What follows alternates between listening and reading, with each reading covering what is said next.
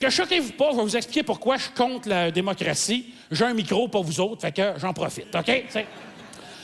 Au début, je n'allais pas voter par paresse. Ensuite, parce que j'étais persuadé que ça ne changerait absolument rien. Puis aujourd'hui, je ne vais pas voter par principe. Je suis contre la démocratie, je n'irai pas voter. Ben là, c'est ton devoir de citoyen. Regarde, ton devoir de citoyen, c'est de payer tes impôts. Aussitôt que vous avez la chance de les fourrer, vous le faites. Fait que, vous me sortirez l'argument du devoir de citoyen quand vous payerez tous vos impôts. Mais là, c'est sûr qu'on ne va pas payer nos impôts. As-tu vu comment l'argent est mal administré? Ben oui, mal administré par ceux que tu as élus. Peut-être que tu es contre la démocratie, finalement. Il y en a qui font, ben là, tu devrais au moins aller annuler ton vote. La façon que ça marche en politique, là, les partis politiques reçoivent 2 piastres par vote qu'ils ont eu. Quand tu t'en vas annuler ton vote, ils séparent l'argent au prorata des votes obtenus. Comprends-tu ce que je te dis? C'est quand tu t'en vas annuler ton vote, tu finances les partis pour lesquels tu ne veux pas voter. Peut-être pas la meilleure façon de protester, hein? Pareil comme si tu voulais protester contre Coca-Cola, puis t'achètes plein de bouteilles de Coke. Des camions remplis de bouteilles de Coke. Fait que, hey, regarde Coca-Cola, qu'est-ce qu'on fait avec ton Coke? Chut! Non, on le boit pas! On le vide dans le canal! Chut! Non, dans le canal! Chut!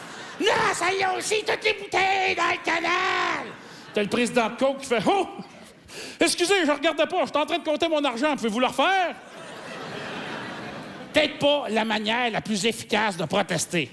Une autre affaire que je suis plus capable d'entendre, c'est des phrases toutes faites genre en tout cas, si tu vas pas voter, tu peux pas chialer. » Ben non, c'est le contraire. C'est si tu vas voter que tu peux pas chialer. Tu cautionnes le système, tu légitimises le crosse. Qu'est-ce qui arrive? C'est de ta faute.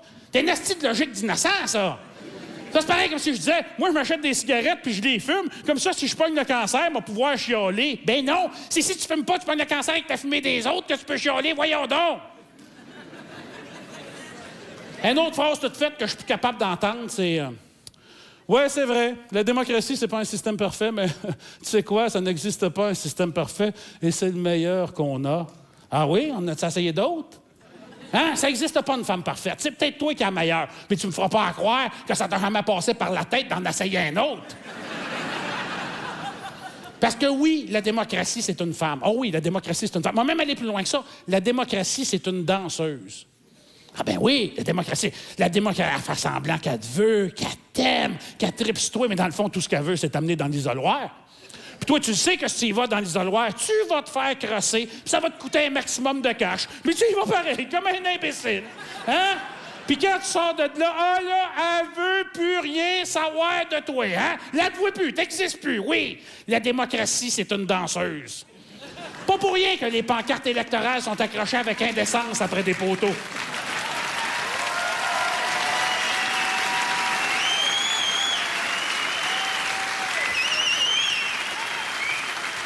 Il y en a qui font, ben oui, mais là, JF, dans une démocratie, c'est quand même le peuple qui décide. Oui, mais as-tu vu les choix? Toi, est-ce que t'aimes mieux aller chier puis manger de la marde ou manger de la marde puis aller chier? Hé! Je sais pas!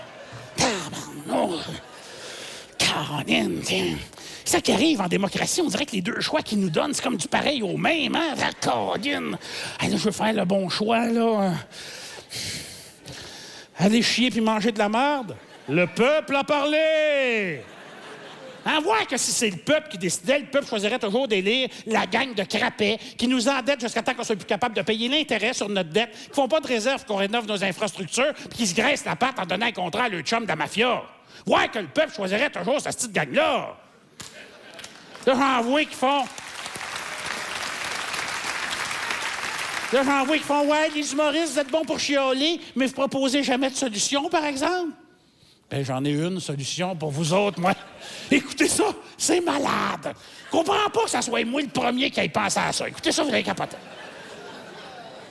Au lieu de donner la job à celui qui a eu le plus de votes, pourquoi qu'on la donnerait pas aux plus compétents, comme on fait dans toutes les autres sphères de l'activité humaine? Hein? Parce que juste en politique là, qu'on fait ça, donner la job à celui qui a eu le plus de votes.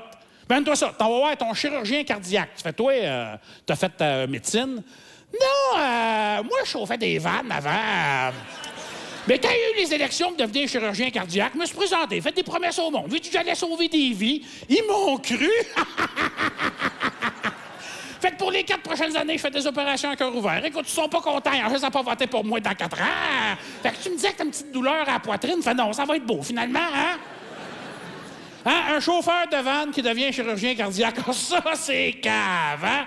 Mais un gars qui a une formation en droit, qui devient ministre des Finances, ben oui, pourquoi pas? Un obèse morbide qui devient ministre de la Santé, ben oui, pourquoi pas?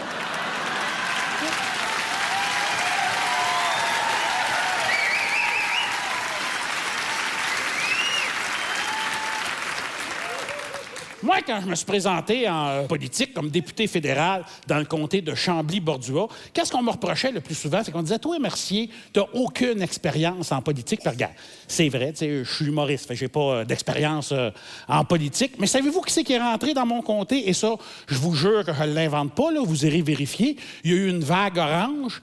Le commis du club vidéo. Oh! Lui, il connaît ça, la politique, hein? Je pense qu'il avait loué un film qui parlait de ça une fois. Un bac en actuariat, des examens à Société des actuaires. Non, non, non, fuck you, merci, nous autres, on veut le gars compétent, le commis du club vidéo.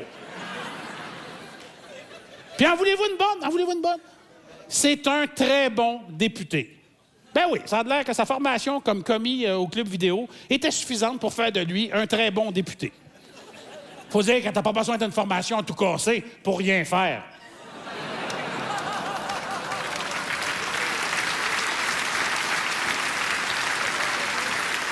Puis là, je vous parle des élus, mais dans une démocratie, il y a bien pire que ça, les électeurs.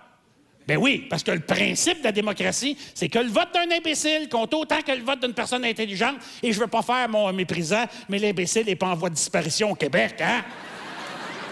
Hey! Je suis allé me promener à Marieville. Oh! Y en a-tu du cabochon au pied carré là-bas?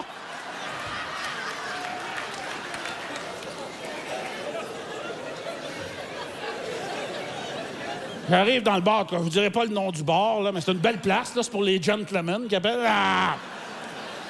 J'arrive là, le gars, il me voit, il fait Mercier! Il dit, toi, est-ce que tu devrais parler dans tes shows? C'est les gars comme moi qui peuvent pas avoir de médecin de famille. Je dis, ben oui, la pénurie de médecins. Il dit, non, parce que j'ai pas d'enfants.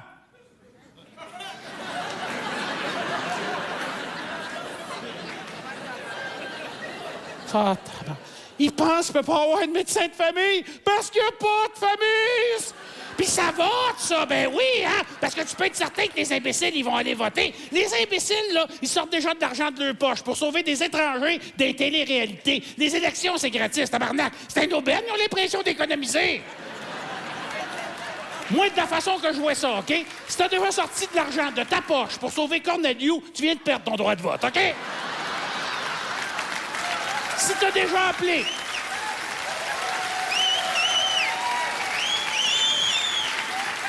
Si t'as déjà appelé la nuit à V à l'instant gagnant, la chaise électrique, tabarnak!